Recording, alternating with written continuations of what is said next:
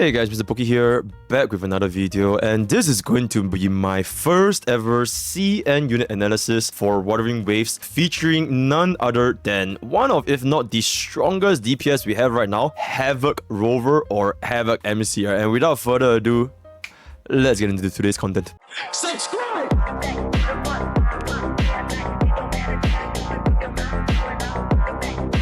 Alright, so before we even jump in, first of all, you can only unlock the Havoc MC by completing the main story. So by now, if you are watching this video, you probably have completed the main story, right? So no spoilers at all, it is what it is. She's basically the dark element MC, right? So she has a light element and a dark element. And for now, for a HMC in this game, you can only get up to E2. The rest of the Eidolons, unfortunately, they are not going to be available, so probably have to wait for the future events in order to unlock HMC's full potential, right? So we're going to talking about her Eidolons, her kits, her best teams, her rotations, as well as in which scenario can you use her and why exactly she's just so strong as of the current game. Alright, so this is gonna be our Havoc MC's complete analysis. Then we're just gonna jump right in. The reason why the Havoc MC is so good is because her multipliers are extremely good. And she has one of, if not the highest ultimate damage multiplier in the entire game, second only to Trisha. And this is a completely free unit that everyone can get at the start of the game, and you're going to be able to get multiple items as well. So the reason why Havoc MC is so good is because her base multipliers are just really high. For her weapons, it's going to be best in slot the standard weapon, right? So which is why I said plenty of time in the previous guys as well. In Wuthering Waves, getting the standard weapon does have inherently a lot more value than maybe say Honkai Star and Genshin Impact, because number one, you're guaranteed to win your, I guess, 50-50. You can choose exactly what weapon you want, and you can get whatever weapon you want. Number two, it technically costs less pools because the soft pin in this game starts at around, I believe, 65-ish, right? Which is lesser than what Honkai Star and Genshin Impact has. So putting for a standard weapon, this is going to be a best in slot. The one with the crit rate main stat. If you do not have her signature weapon, then the alternative is going to be the Lumin Loss. It's basically this weapon right here. When resonance skill is increased, increase basic attack and heavy attack damage by 20%. Second one time, lasts for 10 seconds, and be triggered one time every single second, right? So this is going to be an alternative. And this is going to be at pretty much at S5, 99% of the damage. And if you do not want to run Luminance, you can use the Commando of Conviction, which is going to be at 98.8%, which is very similar. They basically have no difference. So TLDR, if you're not going to be getting the standard weapon, most weapons, the purple weapons at S5, does come very close with regards to the comparison of a standard 5-star, right? Then if you really do not have any of these, you can also get this weapon right here, which is going to be Season, the Lunar Cutter, right? So if you do not have Lumlos or Commando of Conviction, you can go ahead and run the Lunar Cutter as the alternative, but the damage does fall by quite a bit at only 91% compared to the signature weapon, right? So these are going to be your options for Havoc MC. Going into the echoes, right? So this is very straightforward. Going to Havoc MC's echoes, this is going to be the same for pretty much every single unit. Endgame stats in Wuthering Waves, they are always going to be 4-3-3-1-1. To find out exactly how echoes work in this game, you can check out my previous video. There is the problem where 3-cost echoes in this game, they are very difficult to obtain, as in getting the right set with the right main stat on top of like having good crit substats. Because if you're not using 2 4-costs, 4-costs means they're always going to be crit. Your double 3-cost, which is going to be your Havoc damage, they have to compensate this by getting better crit substats. So by the end game, most if not all units will perform better with the 4-3-3-1-1 setup. But in the early game, if you want to make your setup a little bit easier, if you don't really want to farm for crit ratio that much, then 4-4-1-1-1 will be the alternative, right? And then for our main echo is going to be the Dreamless, and our set is going to be the Havoc 5-piece. Very straightforward. I think the sets in Wuthering Waves, they're all pretty straightforward because you just match up their respective elements, then that's going to be their best in slot. Same for Ice, same for Thunder, same for Havoc, same for whatever, right? The reason why we want to run the Dreamless 4-cost is, if you can just take a look in now here over here, our Dreamless has a special effect. I'm pretty sure this is the typo, but the special effect that the damage of this echo skill is increased by, this is probably 50% for the first 5 seconds, but that's going to be a little typo, after only Rover Havoc casts Resonance Liberation. We're going to be talking about her rotation a little bit more later on, but essentially it boils down to after casting our ultimate, then our Millennia Blade of Mikolas damage output is going to increase by 50%. The Dreamless Echo is also swap cancel friendly, which means you can can cast our Echo skill as the final move, swap into your sub DPS or support, and continue on with the Dreamless damage output while your sub DPS support is doing whatever they're doing. So the ability to swap cancel and all of this just makes this the de facto best in slot 4-cost Echo for the Havoc MC or HMC, right? For sub stats, it's going to be double crit over attack percentage, which is roughly the same as the small attack, over a basic attack, which is slightly more than ultimate damage, right? So the reason why we want to focus more on basic attack over ultimate damage or resonance liberation, percentage distribution of HMC's damage output is slightly weighted more towards her basic attack. Now, although Havoc MC has an extremely high ultimate multiplier, after you are in her Dark Surge state, which is like her Valkyrie state or whatever, her basic attack also does considerable damage. So there's a slightly higher weightage for basic attack than ultimate damage. Havoc MC has this game's only Res Pen. No other units in Wuthering Waves has Res Pen. And the fact that we're able to get this in Havoc MC's Eidolon 4, we can't get it yet, but in the future we can, makes her absolutely crazy for a free unit. Reduces enemies' Havoc res by 10% for 20 seconds on hit. So not only does this increase our Havoc MC's damage output, it also increases our sub DPS's Havoc damage. For example, Tanjing. Alright, correction, special as but whatever. Yeah, this makes Tanjing work incredibly well when you pair them up together. We're going to be talking about the team comp session a little bit later, but for now, just know that Havoc MC has one of, if not the best Eidolons we have, and this is coming for a completely free unit, right? So just something to keep in mind. So for our team composition, there is basically two ways you can go about it. Your support, I think I mentioned, it is pretty much only going to be Baichi / Verena because they're the only support / sustain that has the heals as well as the damage rest, right? For Verena, it's the all-type damage deepen, so very good. For our sub DPS slot, you can run her with either Sanhua, Tanjing, or Taoqi. Between these three units, we can get into a little bit more in-depth, but the main reason is just because Sanhua has the basic attack buff, which, like I mentioned earlier on, it is going to be quite beneficial for Havoc MC because not majority, but a large proportion of the damage does come from basic attack. And then Tanjing is just because her outro skill is a Havoc damage deepen, right? So to illustrate my point over here, if you just jump in, for Sanhua, her outro skill is a basic attack damage deepen. So it does affect Havoc MC by quite a lot since damage attack is a majority of the damage output. And then if you go into Tanjing, her outro skill is going to be Havoc damage deepen, which affects every single one of Havoc MC's damage output. Her ultimate damage, her basic attack damage, her skill, her heavy attack, they all affect it, right? So between these two, that is going to be the choice over here. You can consider running Taoqi, which is a little bit more of a defensive version. If you have a little bit more heals, more shields, a little bit more comfy, but overall damage output, it will probably not be as high compared to Sanhua and Tanjing, right? So that's going to be your team comp. But this is just a summary, and we're going to be going a little bit more in-depth later on. The main selling points of why you should consider raising Havoc MC is because the damage is very respectable, especially for a free unit, as well as the fact that it is quite easy to pilot this unit. I think this point, it is not talked about enough compared to the previous, like Honkai style units, is that a unit's skill ceiling to use a unit effectively is gonna be quite important because it doesn't matter if your damage ceiling is very high. If you just end up not knowing how to use them, not knowing their skill rotations, or not using them to their fullest efficiency, then it doesn't matter, right? You can't even utilize them effectively. But because Havoc MC, the way you can use him, it is quite straightforward.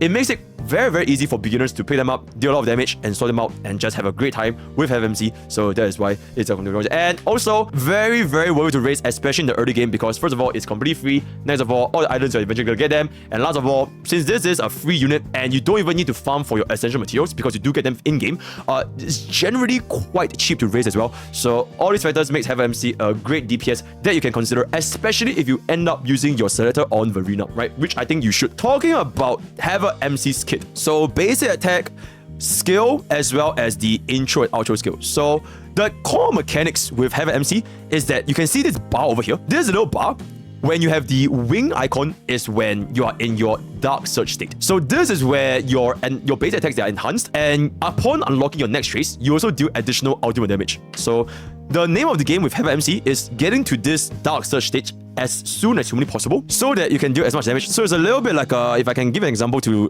League of Legends, it's like Olaf, right? You want to get to Olaf's enhanced stage as much as you can before dealing a lot more damage.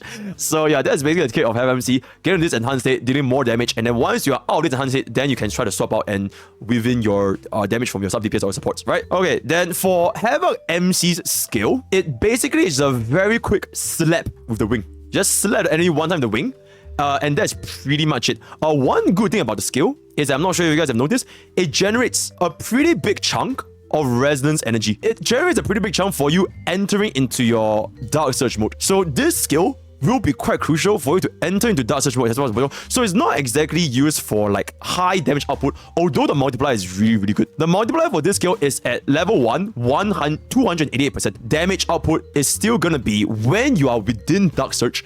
Then you can start casting a lot of basic attacks, your ultimate damage. That's when the huge chunk of damage will start coming. As well as the fact that when you unlock Eidolon 2, you also refresh your resonance skill cooldown. Usually, your combo will be casting your resonance skill, then casting your Dark Surge, right? Use a heavy attack, enter the Dark Surge. Then you can instantly cast another resonance skill to just make this very, very quick damage output. A little bit of a succession, if you will, right? Using our skill in our Dark Surge mode, it slightly extends the duration. When you're towards the end of your mode, by casting our skill one time, it slightly extends this duration by a little bit more, just to have a slightly higher uptime on this Dark Surge, because majority of the damage for Havoc MC is only going to occur during Dark Surge. So having our skill just extend this a little bit more means that you want to use this as much as you can, and the fact that we do have decent multiplier and can extend our duration makes this kit quite seamless and quite easy to use for beginners and experienced players, right? So it extends a little bit. And the important thing to note is that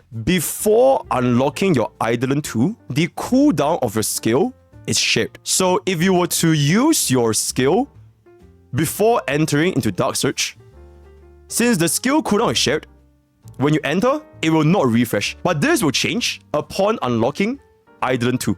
So before unlocking Eidolon 2, ideally you want to cast a skill only when you are in Dark Surge mode to extend the duration a little bit more. For our Havoc MC's ultimate, this ultimate is very, very straightforward. It is pretty much a huge nuclear burst damage instantly at up to almost 1,000% multipliers, 1,000% at level 4. And I believe at max rank, this is close to 1,500% multiplier. So the ultimate is super straightforward. It's just you cast this when you are in Dark Surge mode to just deal an obscene amount of damage. The reason why I want to do this in Dark Surge mode is also because of this. In Dark Surge state, Havoc damage bonus is increased by 20%. You kind of want to save this ultimate only after you enter into Dark Stage. Outro skill, it leaves behind like it's like a little pool where there's gonna be continuous damage, where if the enemy stands on it, it is basically just dealing continuous Havoc damage, right? So, okay, your priority when it comes to the tracers, honestly, as a main DPS,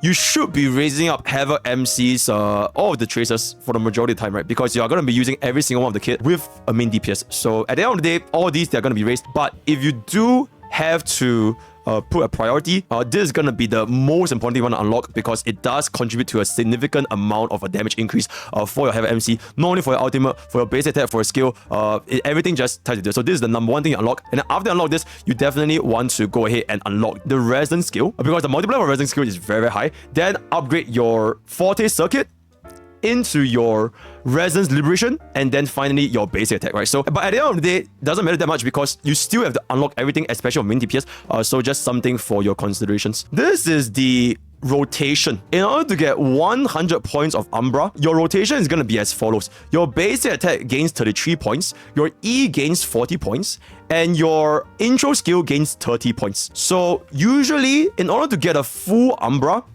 your rotation is pretty much going to be one skill into one set of basic attack into one intro skill in order to get the full bar the moment you swap into battle. So a typical rotation is going to be use your buffs, or for example, it's going to be 白纸, use buffs, swap into 上滑, use your buffs, and then when you get the concerto, you swap into Havoc MC. Havoc MC is going to use this intro skill, use one skill, use a set of basic attack, and usually by this time, you should be getting enough to enter into Dark Surge. The reason why we want to use our skill first is because, especially if you are someone that hasn't unlocked E2, is that by the time you use up your skill into a bunch of basic attack, when you swap out into Sanhua and then you swap back in, the cooldown for your skill is going to be refreshed. When you trigger other units QTE, your skill is refreshed, so you can use another skill right before you engage in battle. So generally, you start out with a skill within basic attacks, and then you should have enough to swap back into your skill when you swap back. So for the highest burst damage rotation, you do want to use close to when your Dark Surge is coming to an end, pop over your ultimate for the absolute big burst damage, and within 5 seconds, use your Dreamless Echo. And then when you use your Dreamless Echo, because Dreamless is a swap cancelable echo skill, you can then swap into Sanhua as a sub DPS to continue dealing damage with your skill with your ultimate, as the Dreamless is dealing massive amounts of damage at the same time, right? Okay, so this is gonna be a pretty important factor as to his damage distribution. So for our Havoc MC, even though our ultimate has a very, very high multiplier, but overall in the prolonged battle, their distribution is very, very similar in a sense where for our Havoc MC's damage distribution, this is gonna be from our echo damage, right? This is echo damage, so it's not counted because it depends on what echo you're using. 24% is gonna come from our skill, 31% is coming from basic attack, and 21% is gonna come from our ultimate. So even though our ultimate has a very big chunk from a single instance, but because of the amount of times we are going to be basic attacking as well as our skills, on top of the fact that if we get our E2, we have our skill refresh, more than 50% is still going to be coming from our basic and our skill, right? So the ultimate damage is more like a damage per screenshot kind of situation, but majority is still going to be tied up to our basic attack and resonance skill. Okay, this is team building, but before we jump into team building, let's just talk about the Eidolons. Havoc MC's Eidolon 1. Resonance skill damage increased by 30%. This Eidolon 1, as well as Eidolon 2, it sets up a scenario where even more weight can be placed into Havoc MC's resonance skill damage. It further signifies that the distribution of damage is not solely from an ultimate burst. Your E3 is gonna be not that significant when it comes to your damage output because this is only a heal. Theoretically speaking, if you are gonna be playing this game optimally, or rather if you already know the monster's moves and parry, then the heal doesn't really impact yourself that much, right? Because it is just basically like a little bit of a comfort. There's a comfort Eidolon. Doesn't really change your damage output, but it basically means you can heal a little bit more. E4, like I mentioned at the start of the video, it is really, really, really good. Only Eidolon we have in the game that has Res Pen, aside from Spectral MC, but you know, Havoc MC just has, you know, it is what it is.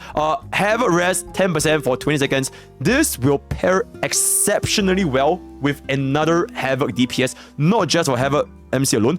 So for example, Tanjing. Now both of your Havoc DPSs can deal increased damage because it is a Res Pen. Just like how in Honkai style, if you have like Quantum Res Pen, Fire Res Pen, Black Storms, whatever Res Pen, it is always an excellent subtype. So this E4 is incredibly good. Minimum 11.11% of our final damage output can be increased with this E4, and this number can only go up, especially if we get even more Havoc damaging units, right? So right now we only have Tanjing. So in the future we get even like another like 5-star sub DPS. So for example, if we get a 5-star version of like Yingling that is like Havoc sub DPS, then this item will become even more beneficial. Or if we get like a Havoc support or like a Havoc support set sustaining hybrid that is not very enough, it will just scale even better. So it is really good item. So 11.1% final damage increase. E5 is a roughly 3.5% damage increase. So the E5 is basically the final instance of our basic attack deals additional Havoc damage, but it is only for our final instance of basic attack. Then E6 is a 25% crit rate. Numbers wise,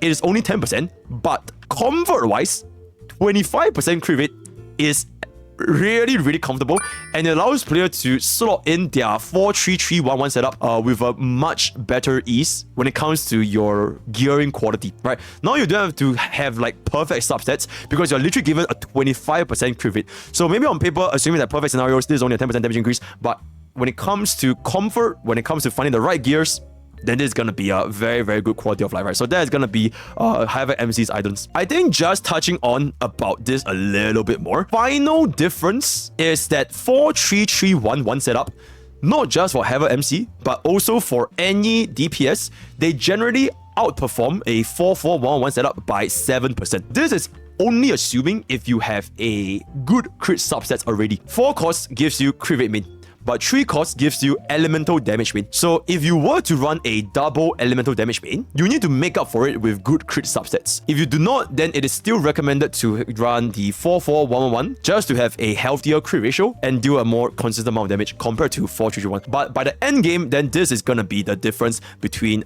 both sets, right? So just something a bit, right? Okay, now we have come to our final segment, which is going to be the team competitions, right? Best in slot, secondary DPS for Havoc MC. Like I mentioned, like in my team building guide, your sustain is only gonna be Verena or Baichi, so there's not much to talk about there. So we're only gonna be focusing on sub DPS. Do you use Sanhua? Do you use Danjing? Or do you use Taoqi, right? So best in slot for Havoc MC is going to be Sanhua. Because Sanhua has an exceptionally fast charge up time. I'm not sure if you guys have tried her, especially when you explode her ice pillars. Her consolo energy fills up very quickly. So because she fills up very quickly, it allows her to pivot into another unit's consolo energy faster, right? And the faster your rotations, the faster your damage output. It is not exactly like Tingyun, but it is somewhat like Tingyun. Because of this, it will make your Havoc MC's damage rotation speed up. So you will get into Dark Surge mode faster, as well as outputting your overall chain of attacks faster, right? So this is not just for Havoc MC, but Sanhua is just a really good sub DPS because her rotation is just so quick, especially with the Ice Pillar explosion, right? So very quick QTE, very good, very fast intro skills, and the basic damage deepen is just a cherry on top, right? Because like I mentioned, basic attack deepen is just very good subset for pretty much every single one of our DPS. So Sanhua is gonna be our Havoc MC's best in slot. Next, sub DPS. And the reason why I personally feel Danjing is a better pick than Sanhua is because everyone wants to run Sanhua. Your Cultural wants to run Sanhua. Your Lingyang wants to run Sanhua. Your Onko wants to run Sanhua. And to a certain extent, even your Jiyan wants to run Sanhua. But if you have Modify, you run Modify, right? For majority of our main DPS right now, Sanhua is like indispensable.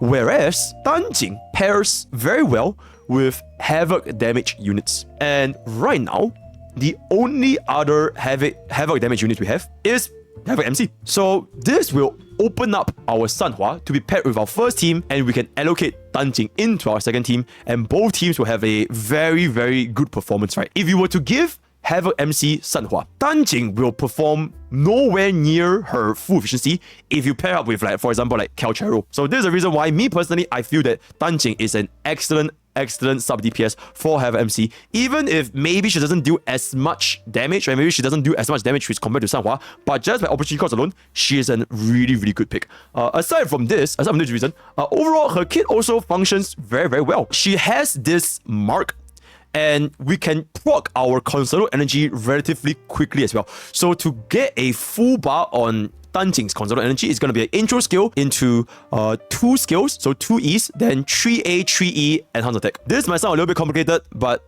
just try to understand, right? So intro skill, hit your skill 2 times, base attack 3 times, skill 3 times, then you use an enhanced attack. This should fill up your console energy to the full, and then you can swap out to Havoc MC. Duration of this, probably less than 5 seconds, you can get it out, and then Havoc MC can very easily just swap it, right? So, meaning to say, even though her console bar maybe doesn't fill up as fast as Sanhua, it is still relatively quick, and she herself personally can deal a substantial amount of damage, right? So, okay, never mind, I think it's around 12 seconds, but it is still really good. Because this combo takes 12 seconds, it just nice allow our Havoc MC to get our skill back up again. Danjing's 23% Havoc damage increase compared to Sanhua, it is very considerable, right? In fact, it is even more than Sanhua's basic attack damage deepen because it includes both Havoc MC's basic attack, skill, and ultimate. But Danjing's problem, right? Danjing's problem is gonna be because she is a unit that kills herself in-game, right? She uses HP to spam her skills and basic attack. So when it comes to comfort, unless you play her perfectly, you might just get one-shot by the enemies. And that is a far worse experience compared to using Sanhua. If you die, the whole run is over. So if you come here and pun dodge, so you panic, right? Oh, you panic and then use Danjing's enhanced heavy attack to heal, or you swap out to a healer to heal back your Danjing to full health, it will ruin the rhythm of the combat, which will negatively affect your performance. Ideally, you do not mess up this tempo. And if you are not comfortable with Danjing's permanent like low health battle and you guys get one shot, then it is still advisable to use Sanhua over Danjing, right? So focus on your own will, depends what is your preference, right? And then one last pick before I wrap up this video is gonna be Tao Qi. Tao Qi is also a Havoc unit, so she does benefit from Havoc Rest, all that kind of stuff, but it's the other direction where she's a more defensive unit. For the damage output increase, it is not as high as Danjing because she's a more defense-oriented sub DPS, and she's in fact even worse than Sanhua. And oh, on top of this, Tao Qi's resonance skill charge uptime is also the slowest amongst all 3 units. So your considerable charge is going to be slower, but to a certain extent, Tao Qi can enhance our Havoc MC's survivability because of her parry and her shield and her heal. So when it comes to a stage where you are more focused on sustain, then Tao Qi can definitely make your combat experience feel a little bit smoother. Although this does not translate into final damage output, but if you are more healthy, you tend to play a little bit more aggressively. Mathematically, it doesn't translate to anything, but psychologically, you're not afraid to use your skills and your attack. And this kind of things, they can't be calculated.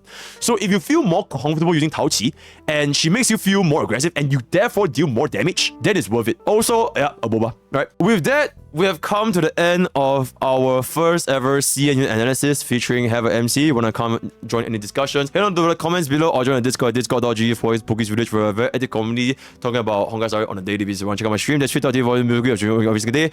Schedule will be updated on Discord. So that's all I have for today. All the best for your TM pools. All the best in using Havoc MC. She's a really fun unit. And I'll see you guys next time. Take care.